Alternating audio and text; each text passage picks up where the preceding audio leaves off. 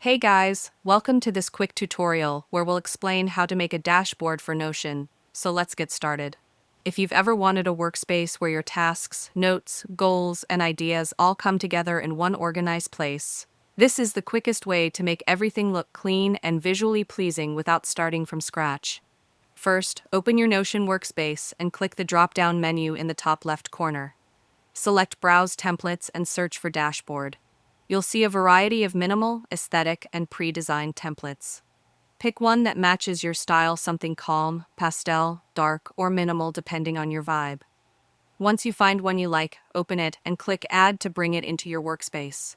Now personalize it to make it truly aesthetic. Change the cover image to something calming or cottagecore, add cute icons, adjust the font style to serif for a softer look, and rearrange the blocks to make everything clean. Replace placeholder text with your own routines and tasks. You can even add widgets like clocks, weather, or quotes to make your dashboard feel more cozy and organized.